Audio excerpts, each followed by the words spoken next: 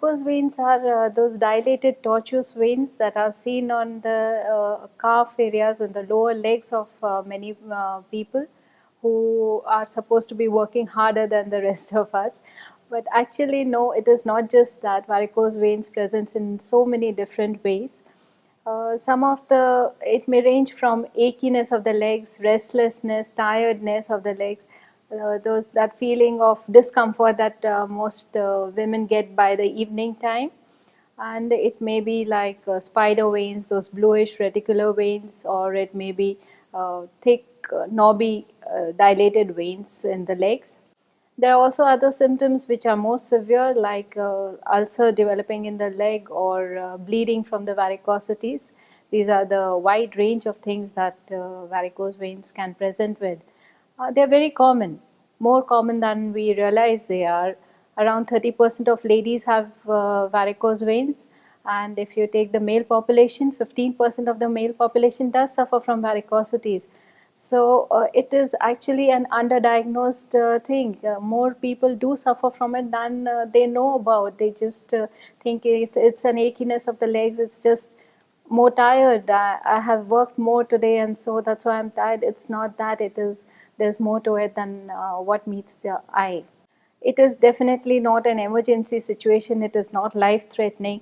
But then, are we restricted to treatment of only life threatening conditions now? We need to have a better quality of life. There are people who want the legs to look good, more cosmetic, more aesthetic. Then there are other reasons like varicose veins gradually develop into ulcers and bleeding varicosities, which we want to prevent. And of course it does cause a chronic inflammation of the legs, and it spoils the skin and the subcutaneous tissue of the leg, which we want to avoid. So definitely it requires treatment, and treatment should be at an early stage, not at the stage where it gets completely spoiled into formation of ulcers, where the skin is destroyed, because once the skin is spoiled you cannot get back to complete normal situation. If it's in the initial phases, we can just ask them to do some good exercises, not stand for long times, wear stockings. All these things are helpful to prevent increase in varicosities. There are some medications available that help to ease the discomfort of varicose veins and prevent the inflammation that goes on with it.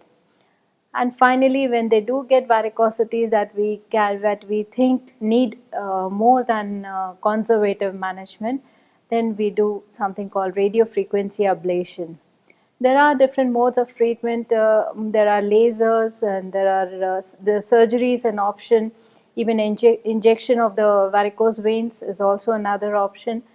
But we are moving to a world where the treatment is more comfortable for the patient, and it is done in a short period of time, and it does not cause more discomfort, or it doesn't interrupt the lifestyle of the patient.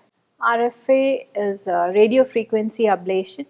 It is the latest mode of management of varicose veins.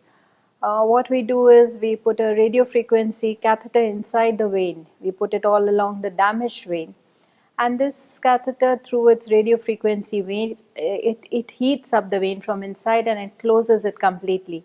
So the damaged vein is closed, it is inside the body, we have not cut it or removed it, it's just there as normal, but it is not functioning because it is diseased.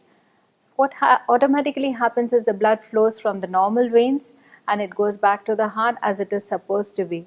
So we have treated the varicose vein that the patient has without doing any surgery. As such, we have not put any cuts on the patient, and the patient can go home the same day.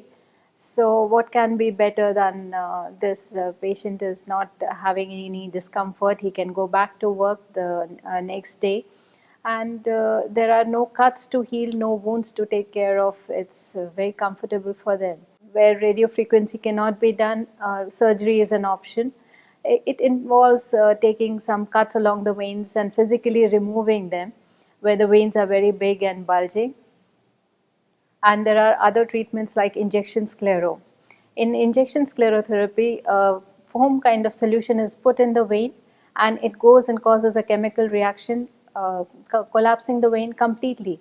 This is done for smaller veins, thinner veins, to get a bit better cosmetic effect. And the last option is, of course, laser. which is another heat treatment of the varicose veins.